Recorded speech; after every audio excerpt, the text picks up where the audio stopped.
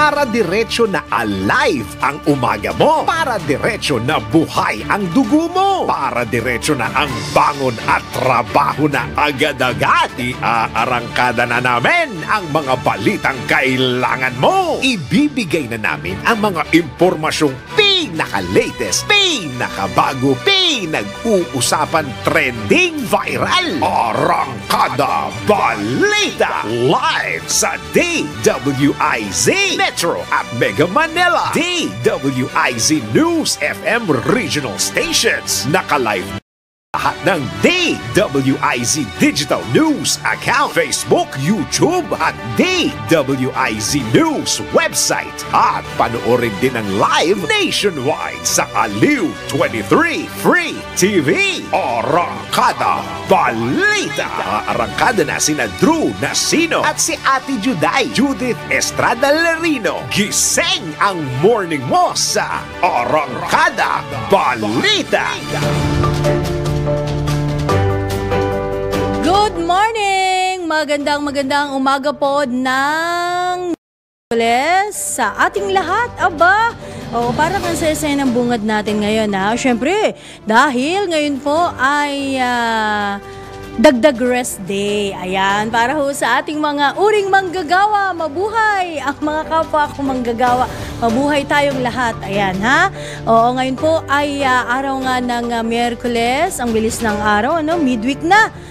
Unang araw sa panibagong buwan po, buwan naman ng Mayo taong 2024. At syempre, samahan niyo po ang inyong lingkod, Judith Estrada Lerino, para sa isang oras ng panibagong balitaan dito sa Arangkada Balita. Arangkada Balita! Tukuhan po muna natin ang ating headlines. Sa ngayong araw na ito, 35 lugar sa bansa inaasahang makakaranas, pambira naman talaga ng Dangerous Heat Index ngayong araw na ito. 67 kaso ng heat-related illnesses na itala ng DOH. Arangkada Balita! Samantala, Belkens Pharma pumalag sa pagkakadawit sa multi-level marketing scheme sa bentahan ng gamot. Arangkada Balita! Tanggapan naman ng LTFRB dinagsa. Bakit kaya?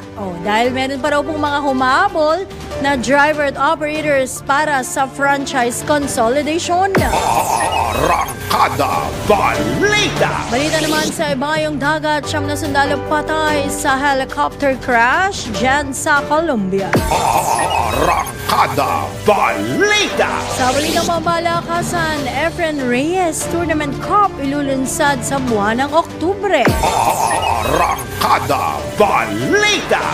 Sa balitang showbiz, sigurado po ako kilalang-kilala nyo ito, ha? Kasing sexy ni Secret. Sexy star Angelic Kang dumipensa sa pagkakaugnay sa hiwalayang Bea Dom. Arangkada Balita! At syempre, para sa inaabangan ding viral news, piliin mo ang Pilipinas makeup trend. Patok ngayon sa social media. Drew Nasino at si Ate Juday. Arangkada Balita! Muli, magandang umaga sa inyong lahat mga kaibigan. Mag-relax lamang po kayo habang yung iba ay medyo tanghali nagigising ngayon. Pero yung maaga, makinig lamang po sa mga bago at mainit na mga balita na ihatid po ng DWIZ, gayon din ng Aliw 23.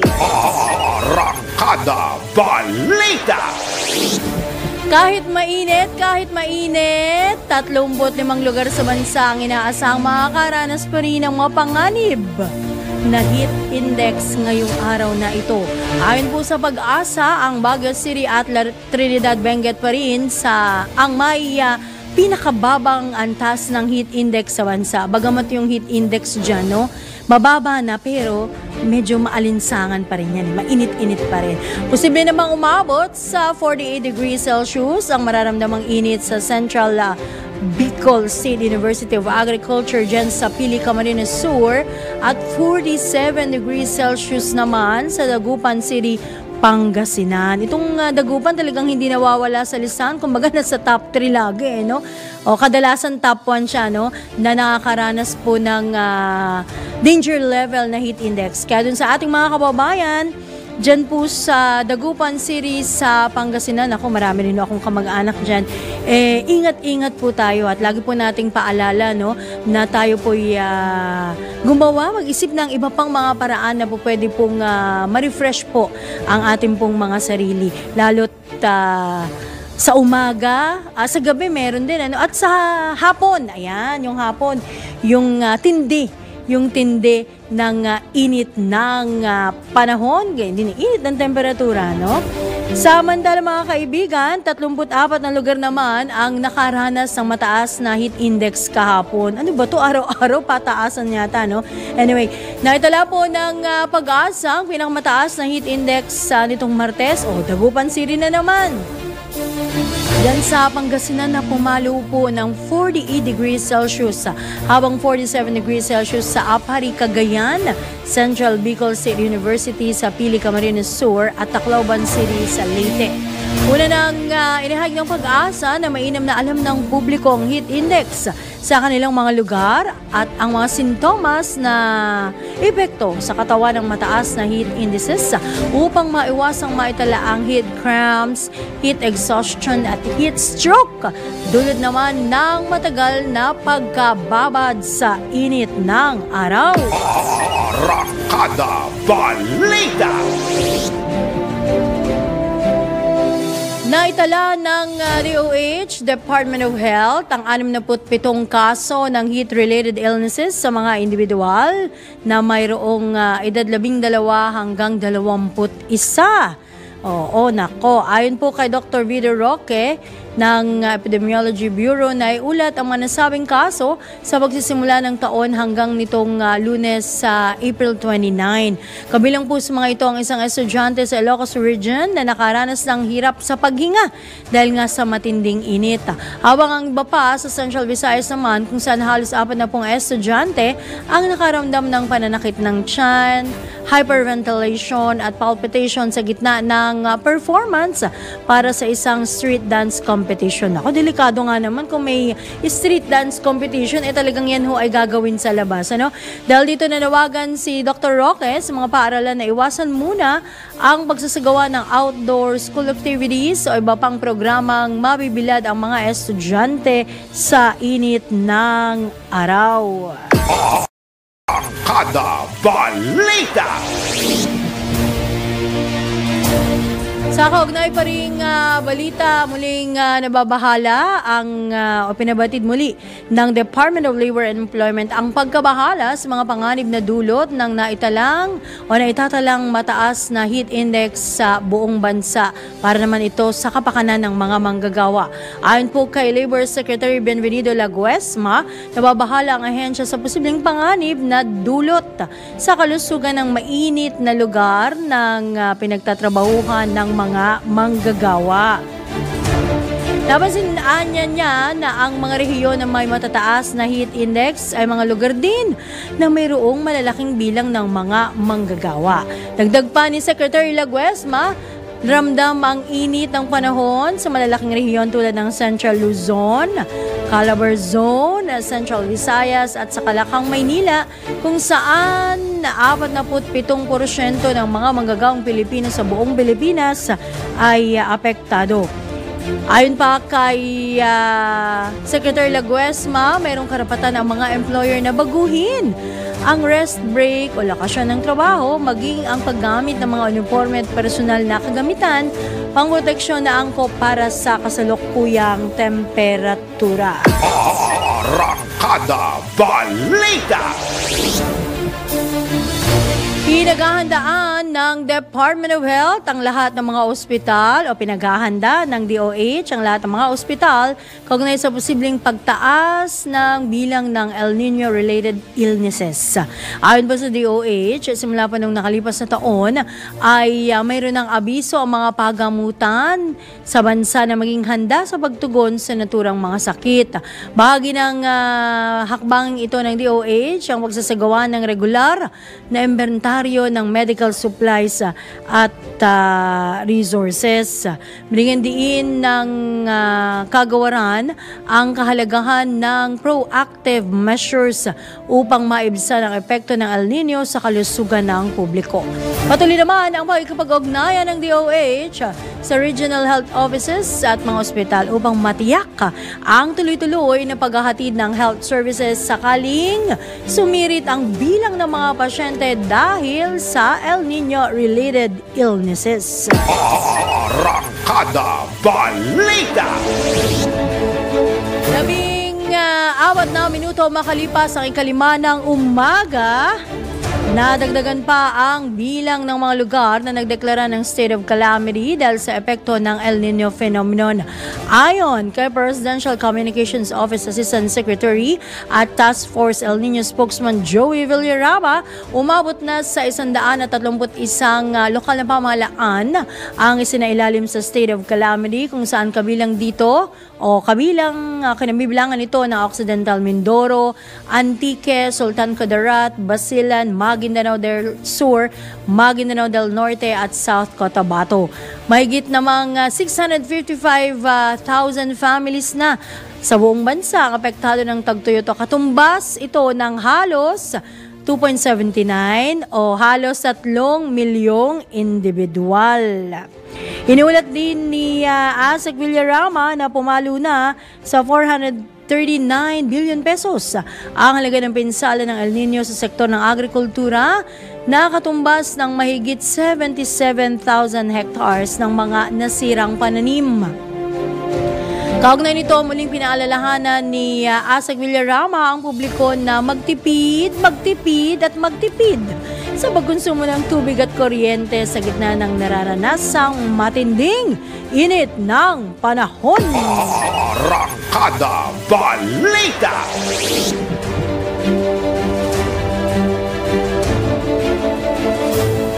Nakatakda naman daw maglabas ng isang Oratio Imperata ang Archdiocese ng Cebu. Ito yung tinatawag na special prayer, no?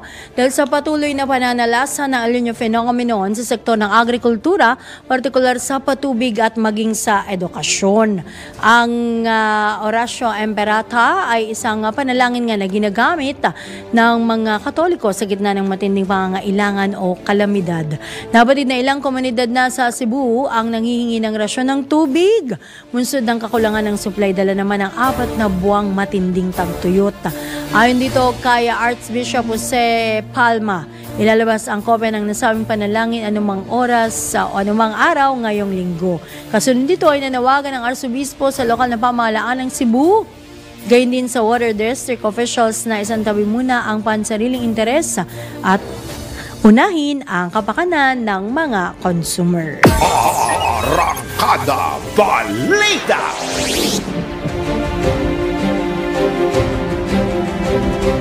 Samantala, prerogative ng isang kumpanya ang pagpapatupad ng 4-day work week.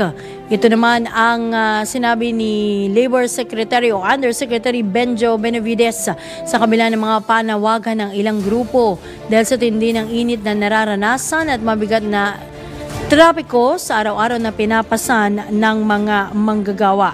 Ayon kay Yusek Benavides, nakadepende sa pangangailangan ng kumpanya ang 4-day work week. Ipatutupad naman ngayong Mayo ang 4-day work week sa ilang tanggapan ng gobyerno, kabilang dyan ang Department of Finance, upang maibsan ang pasanin ng mga empleyado nito na nahihirapan sa matinding trapiko sa Metro Manila. Arangkada Balita! Ito naman, tubig. Wala nang balak ang NWRB, National Water Resources Board, na bawasan ang alokasyon ng tubig sa Maynilad o ng Maynilad at Manila Water mula Angat Dam ngayong araw hanggang Mayo 15. Ito po ang inanunsyo ni Environment Undersecretary Carlos Primo David, kung saan mananatili sa 50 cubic meters per second ang water allocation sa dalawang water concessionaires. Paliwanag ni Undersecretary David, ito'y upang matiyak na sapat ang supply ng tubig sa dalawang concessionaire para maiwasan ang water interruption. Dagdag pa ng DENR, magkakaroon ng 1 cubic meter per second na water allocation ang Maynilad mula sa National Irrigation Administration upang matugunan ang demand sa tubig ng mga consumer. Arangkada Balita!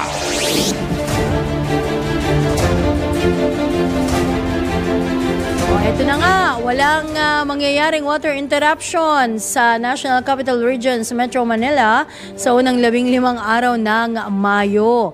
Ito po ang tiniyak ng MWSS, Metropolitan Waterworks and Sewerage System, matapos ngang panatilihin ng National Water Resources Board ang alokasyon ng tubig sa Maynilad at Manila Water mula Angat Dam sa 50 cubic meters per second simula ngayong araw hanggang Mayo 15.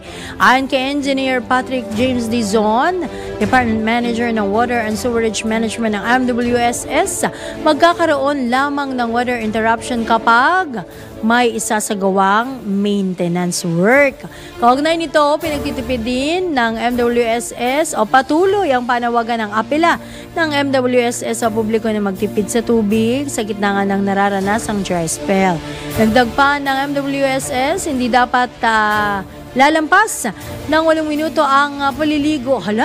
Para makatipid ng tubig dahil batay sa kanilang mag-aaral, kumukonsumong publiko ng 60 litro ng tubig sa ganoong kahaba ng pagligo. Arangkada Balita! Uy, sandali lang. Grabe naman, 8 minuto. Parang yung 8 minuto, hindi pa ako nakakuskus dun sa sarili ko. Oo, kaya nyo ba yun, mga kaibigan? Ako naman. Uy, syempre, lalo na't mainit ang panahon, bahagyan naman nating ini-enjoy yung ating paliligo sa tubig na, alam mo yun, hindi na nga hindi na ganun kalamig, 'di ba? Pero nung mga nakalipas na taon, basta umaga, madaling araw, lalo po kami, no, maaga po kaming nagjo-duty. Syempre maagang gising mo, maaga ang paliligo. Syempre bago pumasok sa opisina, 'di ba? Oo, mag-iinit ka pa ng tubig. Ngayon hindi na. Oo. Hindi na mag-iinit, nakasave ka na sa iyong gas, ayan, o sa pag-iinit ng tubig. Kaya i-enjoyin mo na yung hindi rin naman malamig hindi na rin malamig yung tubig Oo, 'di ba? Na lumalabas po sa ating mga faucet, 'di ba? Sa ating mga gripo. Ayan. So enjoy natin pero wag naman 8 minuto. Oo. Ako baka magalit si Engineer Patrick Hindi, yun naman po ay kanilang suggestion nga dahil lumalabas na mayroon silang pag-aaral sa 8 minutes pala na iyong pagligo. Yan po ay nasa na pong litro ng tubig na ang iyong nagagamit. Ay naku, 8 minuto pa lang. Paano kung ikaw ay maligo naliligo ng halos 30 minutes? Aba naman, nako.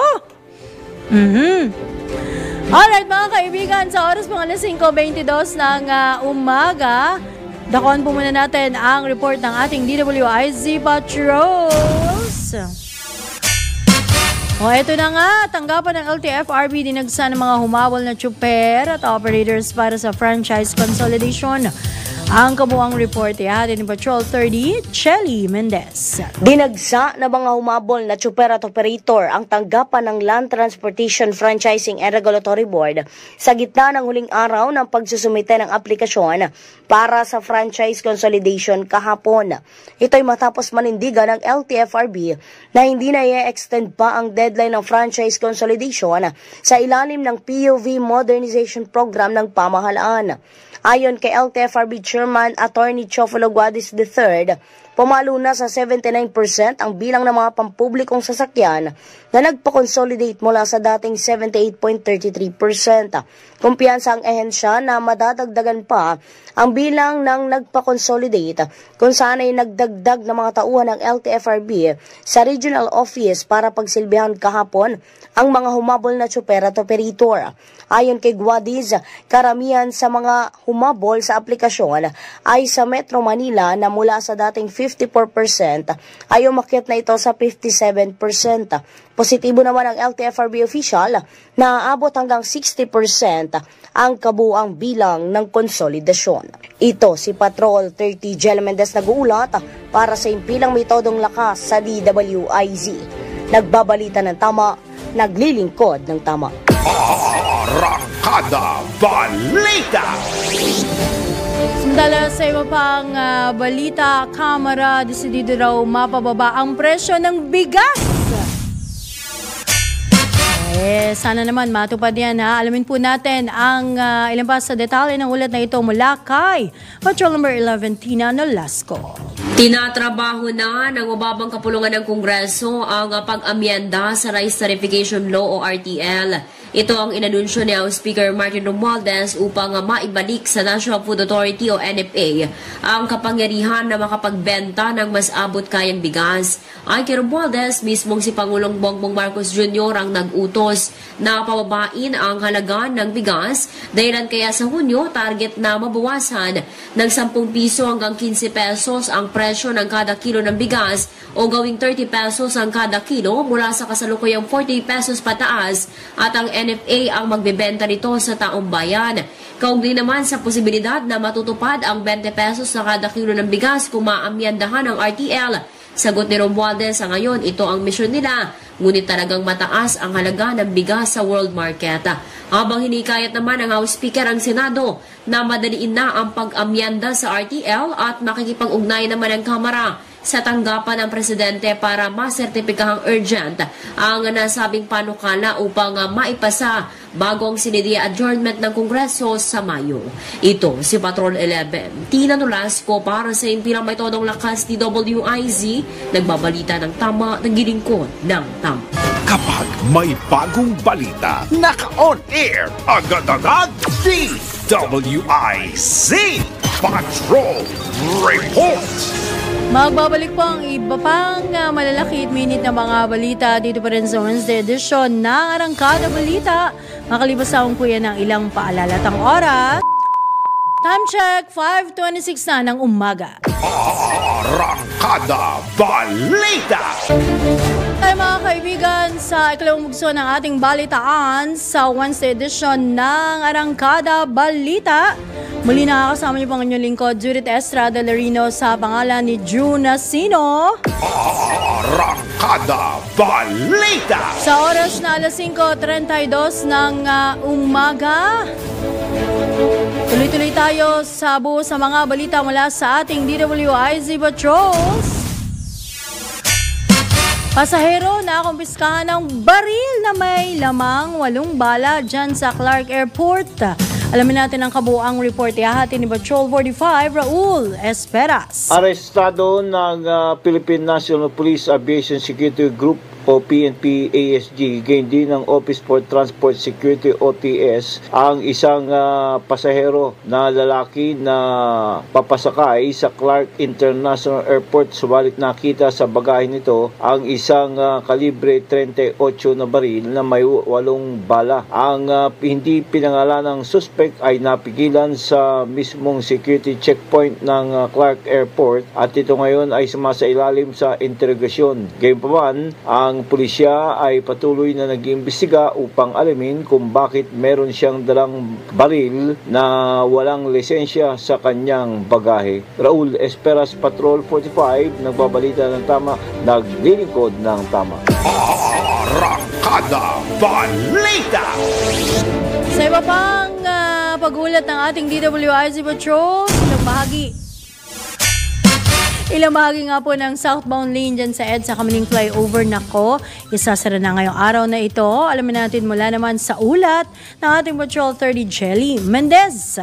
Sisimulan na ngayong araw ang pagsasara ng ilang bahagi ng southbound lane sa EDSA Kamaning Flyover.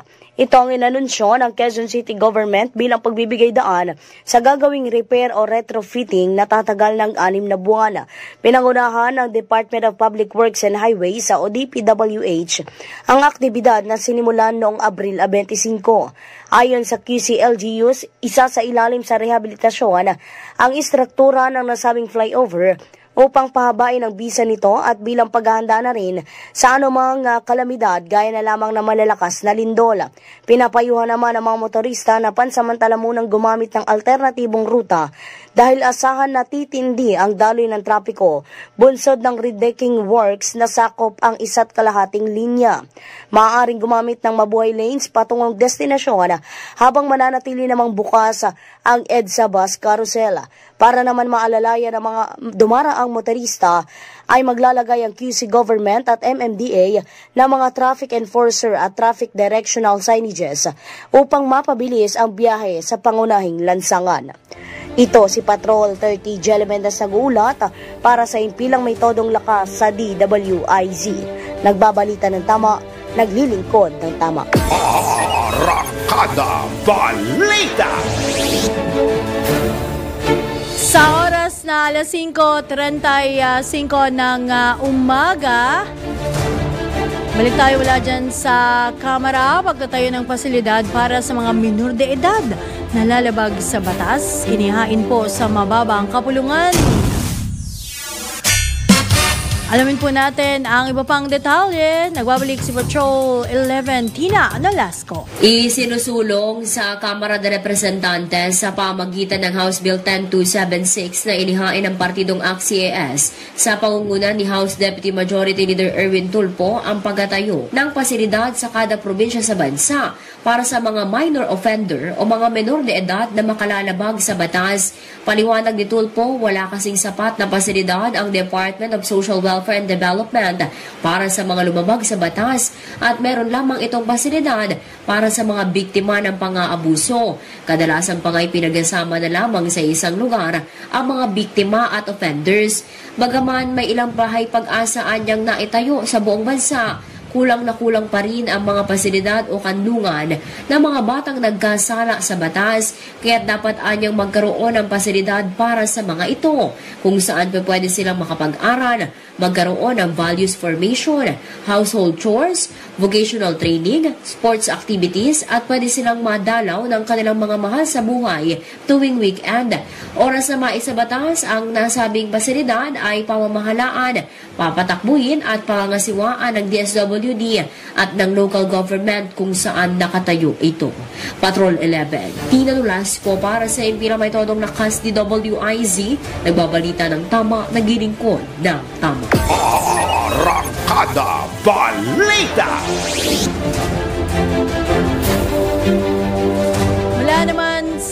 Mula kamera, dako natin ang palasyo ng Malacanang.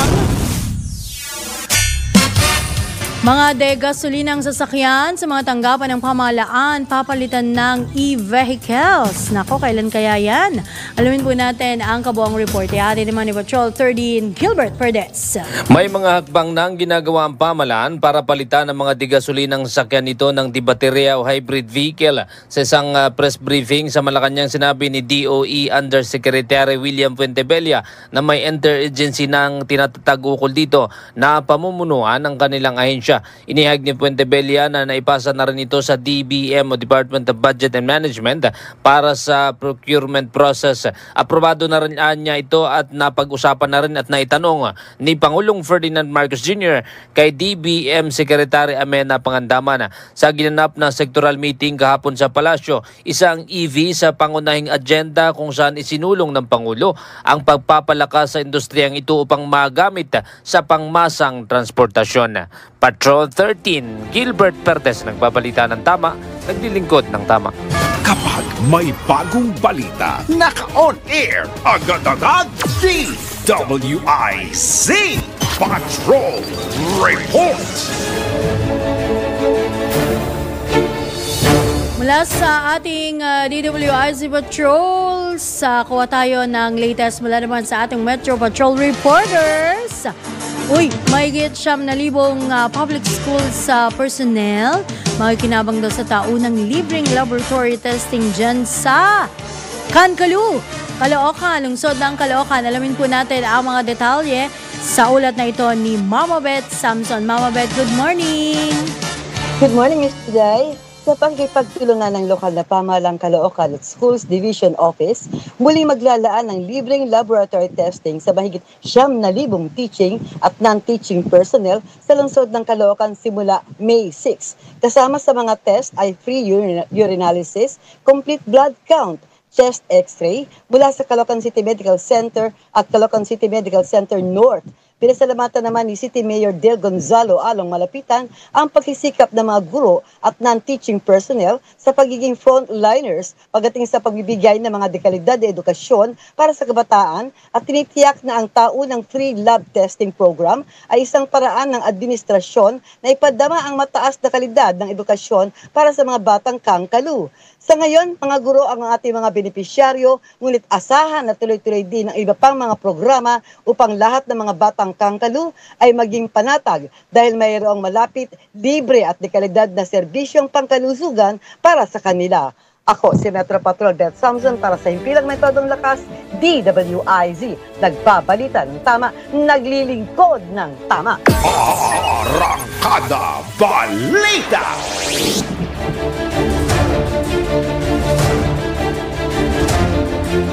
Mula sa ating Metro Patrol reporters, kuha naman tayo ng pinakahuling pangyayari dyan sa mga lalawigan.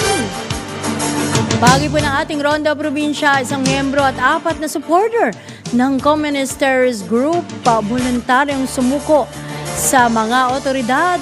Alamin po natin ang mga detalye sa ulat na ihatid naman ni Ronald Idol Domingo. Idol, good morning! Isang regular na miyembro ng Communist Terrorist Group at 4 pang supporter ang voluntaryong sumuko sa kapulisan sa patuloy na pagpapaigting ng mga programa na naaayon sa EO-70 National Task Force to End Local Communist Armed Conflict na isinasagawa ng kapulisan ay unti-unting nahikayat ang mga kababayan na sumuko at linisin ang kanilang pangalan sa komunidad. Sa bayan ng Lasam, Cagayan ay sumuko ang isang dating regular na miyembro ng makakaliwang grupo dahil sa hirap na dinanas niya sa loob ng kilusan noong pumasok siya taong 1994. Samantala, pinamalaan naman ang PNP Santo Niño, Sanchez Mira, Santa Teresita at Amulong, Cagayan ang voluntaryong pagsuko sa kanila ang 4 na supporter ng CTG. Sila ang nagsisilbing mata ng makakaliwang grupo upang mabantayan ang mga galaw ng nasa gobyerno. Isa din sa kanila ay nagsilbing supplier ng kanilang pagkain at medical supplies kapalit ng pangakong financial support. Sila ay lubusang kumalas sa grupo dahil sa posibleng panganib ng maging supporter sa grupo at walang umanong natupad sa kanilang mga pangako. Dagdag pa rito, isa naman na hand rifle grenade ang isinuko sa impilan ng gataran ng isang miyembro ng militan na bayan dahil sa patuloy na pagsasagawa ng barangay visitation, lalo na sa mga bahay na may suspetsang may hawak pang mga baril ayon sa monitoring ng PNP. Sa ngayon ay napauwi din na sa kanilang mga bahay ang mga nagsipagsukong mga kababayan para makasama ang kanilang pamilya pagkatapos ng debriefing. Ito ang Ronda Patrol, Ronald Idol Domingo, nag-uulat sa Simpilang May Tudong Lakas, DWIC. Nagbabalita ng tama, naglilingkod ng tama. Arangkada Balita! Isa pang pag-uulat na bahagi ng ating Ronda Probinsya. Uy, meron daw 41 million na halaga ng Union Storage. Itatayo ng DA dyan sa bahagi ng Gabaldon, Nueva Ecija. Ang detalye mula kay Johnny Gole. Kuya Johnny, good morning! Yes, Juday, magandang umaga bilang number 1 na pinanggagalingan nga nitong supply ng sibuyas, isang 20,000 capacity Union Storage na nagkakahalaga ng 41.5 million piso. itong itatayo ng Department of Agriculture dito sa bayan ng Gabaldon dito sa Nueva Ecija. Ang proyekto ay dito sa ahensya ay sa ilalim nitong High Value Crops Development Program para sa mga organisadong union growers at farmers mula dito sa Dupinga Sierra Madre Irrigators Association sa Barangay Tagumpay sa nabanggit na bayan. Ayon dito kay Department of Agriculture Region 3, HBCDP, focal person of the BID, layunin itong nasabing onion storage upang tulungan nga itong mga magsasaka ng sibuyas na lumago pa yung kanilang kita sa pamamagitan ng post-harvest facilities at ma-preserve ang kanilang aning sibuyas at mamantina itong supply nito sa merkado. Paliwanag din ng opisyal, ang proyekto ay kabilang sa pinakamalaking onion storage na kanilang itatayo dito sa Central Luzon. Ang Nueva Ecija ang pinanggagalingan ng almost 54% sa supply ng lokal na sibuyas sa bansa. Kaya raw nitong pasilidad na makapag-imbak ng 20,000 bags ng sibuyas o katumbas ito ng 540 hanggang 600 metric tons mula naman sa 36 hanggang 40 hektarya ng onion farms. Nagpasalamat naman ang nasabing samahan sa pamamagitan ng kanilang Pangulo na si Victoriano Costales sa itatayong onion storage ng DHBC DP dahil malaking tulong nila ito sa kanilang samahan ang nasabing proyekto maiwasan nilang tuluyang masira o kaya maipagbili sa bagsak presyo ang ani nila sibuyas dahil sa madalas sa dami nito at kawalan ng imbakan. Ngayon sa itatayong storage, maayos na nilang ma-preserve ang kanilang produkto at mamantina ang presyuhan nito sa merkado. Mula dito sa Gitnang Luzon, ito si Central Luzon Patrol, Johnny Gole, para sa Impila Metodo Lakas DWIC, nagbabalita ng tama, naglilingkod ng tama. Arangkada Balita! Magbabalik po mga kaibigan ang ilang pang mga balita dito pa rin sa Arangkada Balita, araw ng Miyerkules, unang araw sa panibagong buwan po ng Mayo 2024. Ang oras, time check, 5:46 ng umaga. Arangkada Balita! Uy, balikan natin ang lingwugso na po ng ating balitaan dito sa Arangkada Balita. May pag-uulat po itong ating kasamaan mula dyan sa lalawigan ng Bulacan. Kuya Louie Angeles, ang latest mula dyan sa iyong teritoryo. Kuya Louie, good morning. Yes, go ahead. Yes, aabot sa 282.0 million cubic meters na putik, burak, buhangin na may kasamang mga basurang hindi nabubulok ang target na maalis ng pamahalang palalawigan sa mga kailugan ng Angat, Pamarawan, Malolos, Calero, sa kahabaan din ng baybayin ng Bulacan at ang offshore delta Bulacan mula sa Ubando hanggang Kalumpit. Yan ang inulat ni Governor Daniel Fernando matapos ang ginawang subsurface soil investigation o geological exploration at geotechnical investigation sa mga kailugan ng Bulacan kasama ang nasabing tatlong prioridad taong 2020 ng aprubahan ng Department of Public Works and Highways ang dredging permit na at clearance sa Tohera sa TCTS construction at magsasagawa ng libreng operasyon na sa nakalipas na 4 na taon. Hindi gumugol ng pamahalaang panlalawigan ng kahit na anong halaga at ayon pa sa gobernador, minarapat ng pamahalaang panlalawigan na tanggapin ang alok ng naturang kumpanya dahil bukod sa malaki ang matitipid ng pamahalaan, magkakaroon na rin ng kitang 10% sa extraction fee at maging ang environment monitoring fee.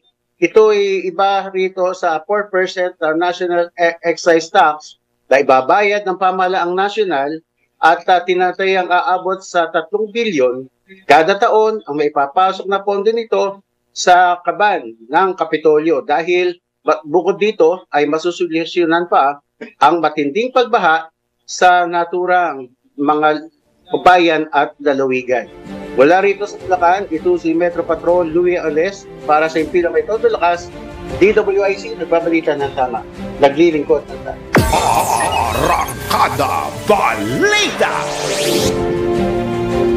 Sa iba pang balita, itinanggi ng Belcans Pharma Incorporated na sangkot ito sa multi-level marketing scheme sa bentahan ng kanilang mga gamot.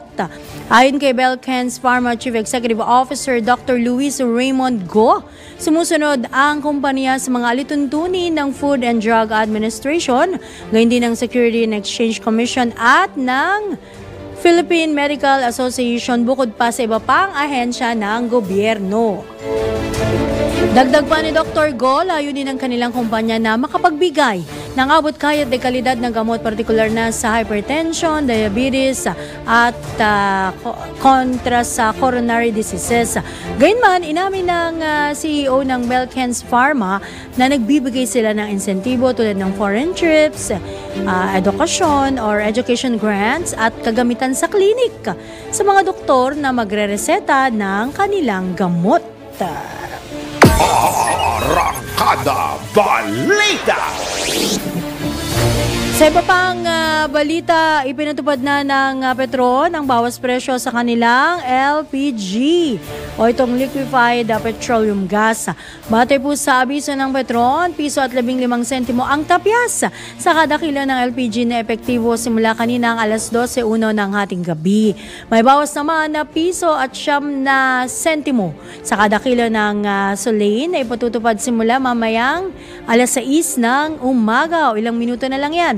Una rito, nagpatupad na rin na kahapon nga ang nag-aasko ng pisong tapya sa kada kilo ng kanilang LPG. Ang nabanggit na price adjustment ay bunga naman ng pagbaba ng international contract price ng LPG para sa buwan ng Mayo. Arangkada Balita! Ito, pahabol natin dahil lalo na malaking chance ito dahil walang pasok today, no? Oo, maaari po kayong sumugod na. Ayan, sa part 2 ng ating job fair.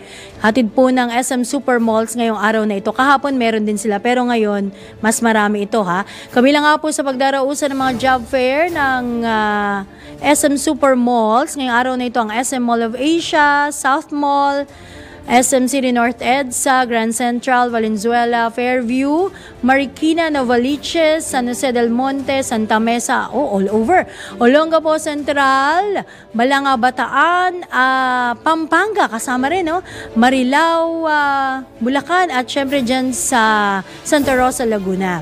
Kaya tara na po, ihanda na at bitbitin na ang maraming kopya ng inyong resume at mga importanteng dokumento at sugot na sa SM Supermalls Job Fair. Pero bago yan, maaari nyo pong bisitahin din ang www.smsupermalls.com para sa iba pang impormasyon kaugnay sa mga nasabing Job Fair. Arangkada Balita! Mga balitang dapat alam mo kahit sa labas ng bansa. DWIZ Balita sa ibang bansa. Siyam na sundalo ang patay matapos bumagsak ang sinasakyang helicopter dyan sa Colombia. Sa pahayag po ng Colombian military, magdadala sana ng supply ang helicopter sa Santa Rosa del Sur, isang lugar kung saan naganap ang labanan sa pagitan ng National Liberation Army at drug trafficking group na kilala bilang Gulf Clan. Nagpaabot naman ng pakikiramay si Colombian President Gustavo Petro sa pamilya ng mga nasawing sundalo. Sa mundo ng palakasan, ang latest malalaman sa DWIZ Sports News. Ito po panghuling segment natin sa Arangkada Balita ngayong araw na ito. Isang torneo na nakasunod sa pangalan ni Philippine billiard icon Efren Bada Reyes ang ilulunsad sa buwan ng Oktubre. Sa anunsyo po ng World 9-Ball Tour, ilalabas ang Reyes Cup sa pagkapagtulungan sa Puyat Sports at gagayahin ang 4-day format ng Mosconi Cup. Ayon po sa Billiard Icon, isang karangalan na maipangalan sa kanya ang isang prestiyosong event. At sinabing ang Efren Bata Reyes Cup o Efren Reyes Cup ay hindi lamang isang paligsahan kundi selebrasyon ng isang sports o palakasan na minamahal ng mga Pilipino. Arangkada Balita! Sumayin niyo mga kaibigan ng isang oras sa ating balitaan dito sa Arangkada Balita sa pangalan po ng buong puwersa ng DWIZ News and Information Center, gain din po ng Aliw 23 at syempre sa pangalan ni June na sino ako pang inyong lingkod, Judith Estrada Larino, nagbabalita ng tama, naglilingkod ng tama. Susunod na Usapang Tol, of course, kasama si Senator Francis Tolentino at Miss Cecile Villarosa, at pagkatapos naman po niyan, panibagong bugso ng mga may init na balita. Ihatbo ni Johnny Bañez sa programang Pasada Balita. Para diretso na alive ang umaga mo. Para diretso na buhay ang dugo mo. Para diretso na ang bangon at trabaho na agad-agad. Iarangkada na namin ang mga balitang kailangan mo. Ibibigay na namin ang mga impormasyong pinaka-latest, pinakabago, pinag-uusapan, trending.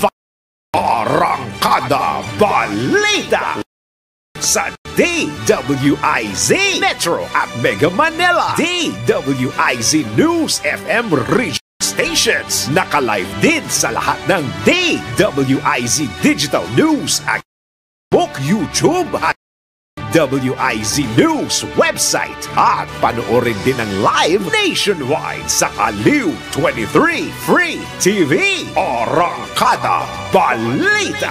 Arangkada na sina Drew Nasino at si Ate Juday, Judith Estrada Larino. Gising ang morning mo sa Arangkada Balita. Live araw-araw, Monday to Friday, 5 a.m.